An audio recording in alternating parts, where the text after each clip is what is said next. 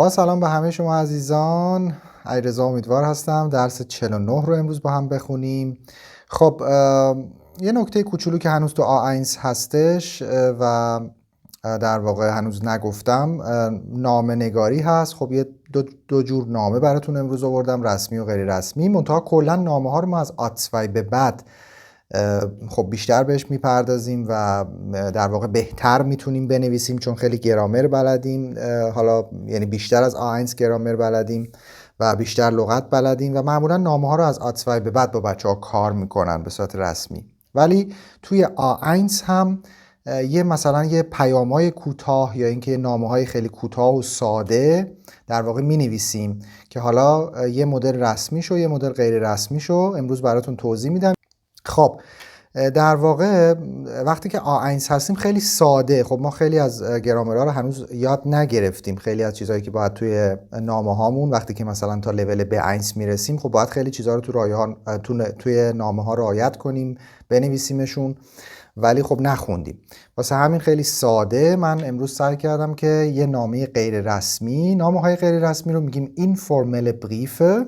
اینفورمل بریفه در واقع نامه های ما اینفورمل هستن یا اینکه این اوفیسیل هستن. این اوفیسیل هم میگیم اینفورمل بریفه یا این اوفیسیل بریفه که حالا امروز یه اینلادونگ براتون آوردم. مثلا شما میخواید که دعوت کنید، اینلادونگ دعوت. خب اگر نامتون غیر رسمی باشه، دارید به یه دوستی می نویسید، دوست یا اعضای خانواده، به هر کسی که بهش با دو صحبت میکنید، با تو صحبت میکنید. مثلا الان شما تولدتونه، میخواید این خانم کرستین رو دعوت کنید به تولدتون.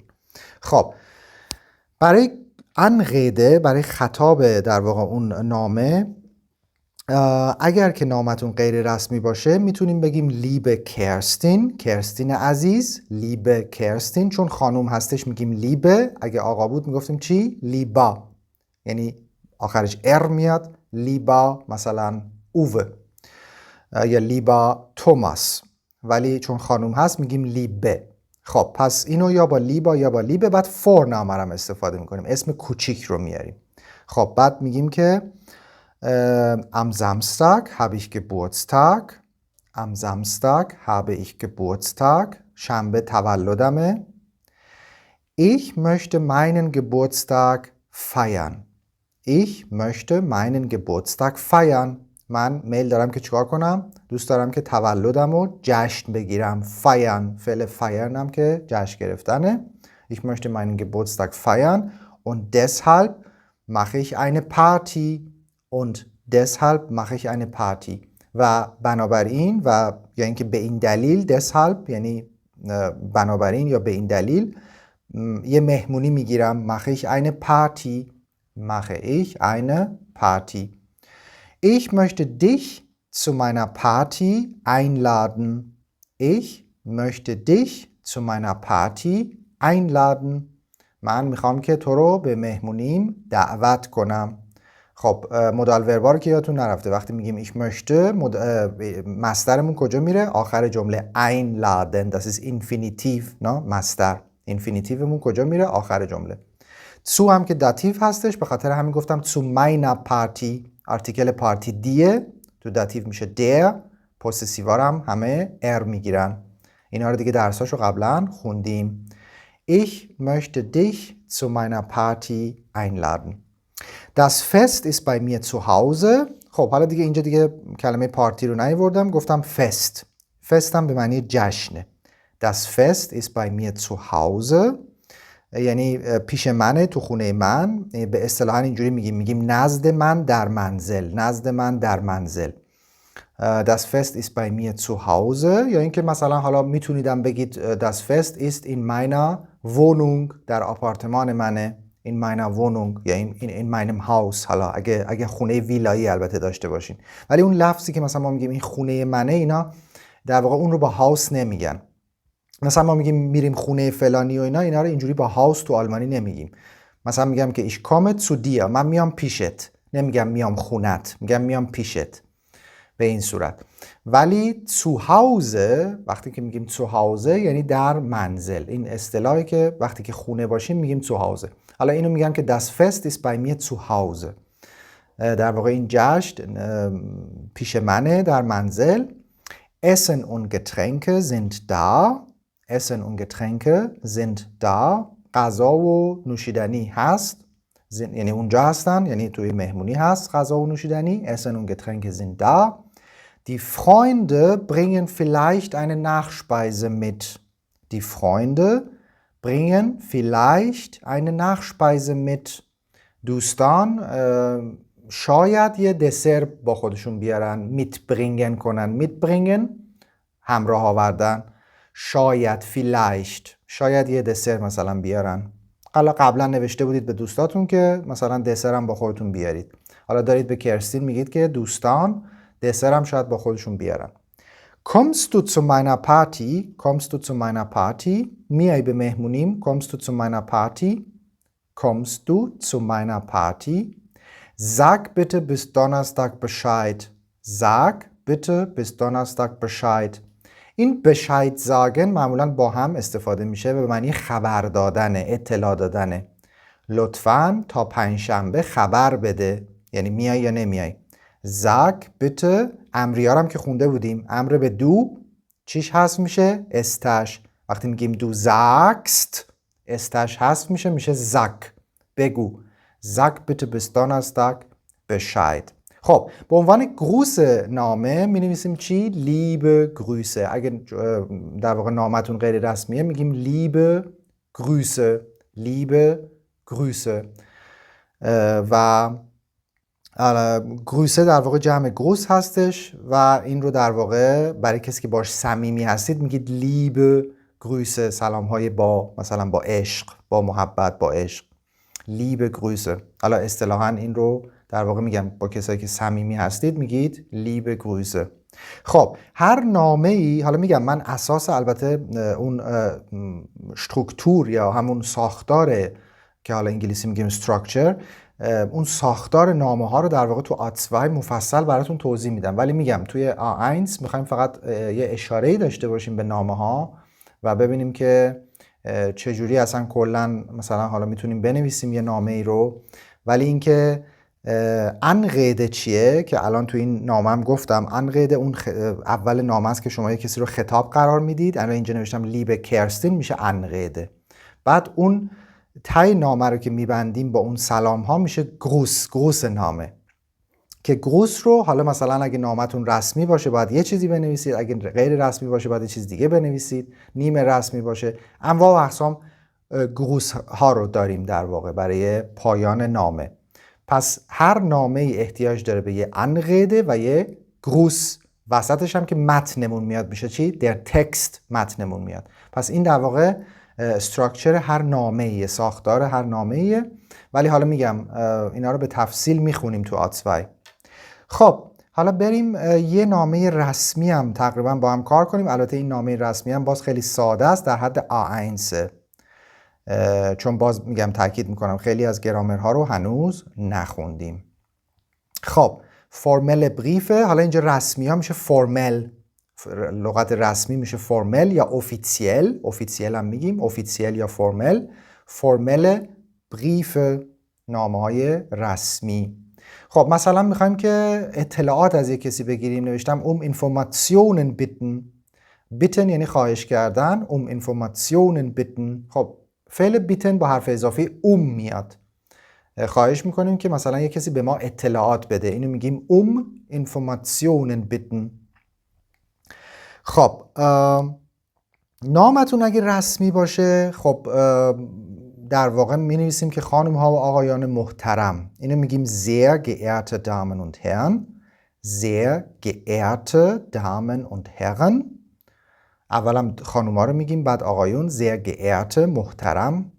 خب اگر که شما دارید به یک کسی نامه می نویسید که در واقع به یه جایی نامه می نویسید که کسی رو نمیشناسید، یعنی هیچ آقای خانومی رو اونجا نمیشناسید، به صورت کلی میگید که خانم ها و آقایان محترم sehr geehrte Damen und Herren. ولی اگر مثلا نامتون رسمیه، مثلا به یه مؤسسه‌ای، حالا به یه شرکتی دارید می نویسید، نامتون هم رسمیه، اگه مثلا فامیل اون خانم یا آقا رو میدونید مینویسیم که sehr geehrte Frau، مثلا با نام خانوادگیشون sehr geehrte مثلا Frau Müller، یا اینکه sehr geehrter برای آقایون یه ارم میذاریم sehr geehrter Herr، آقا Herr، مثلا دوباره Müller فامیلشون رو میذاریم sehr geehrter Herr Müller.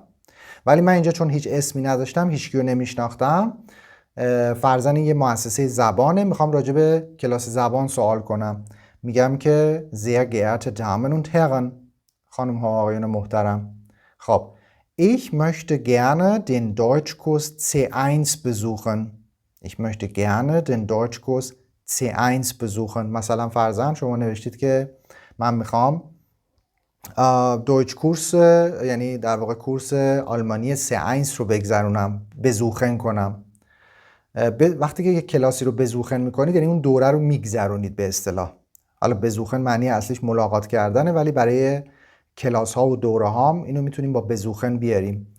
در واقع شما اون دوره رو میایید سر کلاس و میگذرونید. اینو به اصطلاح میتونیم با فعل بزوخن بگیم. Ich möchte gerne den Deutschkurs C1 besuchen. Was kostet der Kurs? چقدر قیمت کورس؟ Was kostet der Kurs? Gibt es eine Ermäßigung für Studenten? Gibt es eine Ermäßigung für Studenten? وجود داره یه تخفیف برای دانشجوها؟ هر چی که میخواید بپرسید که وجود داره یا نه با گیپتس میتونیم سوال کنیم. خبریش میشد اسکیپت، وجود داره، اما وقتی سوال میکنید گیپتس، هر چی میتونید با گیپتس بگید. فلان چیز وجود داره، این وجود داره، اون وجود داره، این هست یا نیست، اینا رو با گیپتس. گیپتس این ساختار اسکیپت همیشه با همه و همیشه مفرد میاد، هیچ وقت جمع نمیاد. حتی اگه اسم بعدتون هم جمع باشه بازم میشه اسکیپت. اسکیپت همیشه ثابته. اس با گیپت هر دو باید بیاد. خب gibt es eine Ermäßigung؟ Ermäßigung به معنی Rabatt هستش. Rabatt. Gibt es eine Ermäßigung für Studenten؟ برای دانشجوها تخفیف ها وجود داره. Gibt es auch Spanischkurse bei Ihnen؟ آیا کورسای زبان اسپانیایی هم نزد شما وجود داره؟ bei Ihnen یعنی پیش شما، نزد شما، یعنی تو مؤسسه شما منظور. کورسای زبان اسپانیایی هم دارید مثلا؟ میتونیم هم با haben Sie سوال کنیم. Haben Sie auch؟ Haben Sie auch Spanischkurse؟ ولی دیگه bei Ihnen دیگه اونجا دیگه نمیگیم. Haben Sie auch Spanischkurse oder gibt es auch Spanischkurse bei Ihnen? Mein Sohn ist 9 Jahre alt. Mein Sohn ist 9 Jahre alt. پسرم 9 سالشه und möchte Spanisch lernen. Und möchte Spanisch lernen. و میخواد که اسپانیایی یاد بگیره. Mein Sohn ist 9 Jahre alt und möchte Spanisch lernen. Vielen Dank für Ihre Rückmeldung. Vielen Dank für Ihre Rückmeldung. متشکرم برای پاسختون. Rückmeldung در واقع مثل انتورت میمونه، همون جوابه. یعنی در واقع کسی که جواب نامه شما رو یا جواب مثلا ایمیل شما رو میده اون میشه Rückmeldung. اون جوابی که طرف داره میده رو اونو بهش میگیم Rückmeldung. Vielen Dank für Ihre Rückmeldung. چیزی رو که باید اینجا در واقع بهش توجه بکنید اینه که نامه رسمی رو فقط با زی مؤدبانه می نویسیم. زی شما، اسش بزرگ، و هر چی که اگه ضمیر شخصیشه مثلا اکوزاتیوش میشه زی، داتیوش میشه اینن با ای بزرگ. الان ببینید نوشتم gibt es auch Spanischkurse bei Ihnen، نمیگیم bei dir، تو نمیگیم اینجا چون نامه رسمیه. اینو باید خیلی بهش دقت کنید. چیزی رو که من میبینم زبان آموزایی که در واقع من معلمشون هستم همیشه این اشتباه رو میکنن. مثلا نامه رسمیه بعد یه دفعه تو وسط جمله میارن با دو مینویسن، غلط میشه، یا میگن دیش یا میگن دیا، اصلا همش غلط میشه. اون وقت اینو باید مؤدبانه با زی بگیم، با شما. خب بعد اینجا هم دقت کنید نوشتم چی؟ Vielen Dank für Ihre، نگفتم für deine Rückmeldung، für Ihre. مؤدبانه زی چی میشد؟ ملکیش، در واقع آرتیکل ملکیش میشد Ihre. Die Rückmeldung، Ihre Rückmeldung. Artikel Rückmeldung die. Vielen Dank für Ihre Rückmeldung mit freundlichen Grüßen. خب چیزی رو که امروز هم در واقع خیلی خوب باید یادش بگیرید برای نامه‌های رسمی موقعی که می‌خوایم گروس بنویسیم آخر جمله معمولاً میگن چی؟ mit freundlichen Grüßen، با سلام‌های دوستانه. mit freundlichen Grüßen. پس این mit freundlichen Grüßen یادتون نره همیشه رسمیه، اوفیسیل، فرمله. mit freundlichen Grüßen. بعدش هم حتما پایینشو اسم و فامیلتون رو با هم می‌نویسید و حالا میتونید هم امضا کنید. اووه مایا، اسم و فامیل، چون نام رسمیه، هم اسم کوچیک هم نام خانوادگی. اووه مایا. پس انقیده نامه های رسمی شد sehr geehrte Damen und Herren. اگه نمیدونیم که اگه اون خانم آقایی که اونجا داریم بهش می‌نویسیم نمیدونیم کیه یا اصلا کلا هیچ کس رو نمیشناسیم، میگیم sehr geehrte Damen und Herren. این در واقع انقیده هستش و بعد گروس جمله میشه، گروس در واقع اون نامه میشه mit freundlichen Grüßen. mit freundlichen Grüßen. این رسمی هستش. خب امیدوارم که این دوتا رو فعلا در واقع یاد گرفته باشید. در سطح A1 خیلی نمیشه مانور داد به خاطر اینکه میگم خیلی چیزا رو نخوندیم، ولی A2 که برسیم و خیلی از گرامرها رو بخونیم نامه های بهتری میتونیم بنویسیم، بعد موضوعات بیشتری هم داریم برای نامه نوشتن. خب امیدوارم که در واقع میگم این فرم اصلی نامه ها رو تو این ویدیو یاد گرفته باشین. تا ویدیوی بعدی درس 50 که آخرین درس از مجموعه A1 هستش، همتون رو به خدای بزرگ میسپارم. خدا یار و نگهدارتون.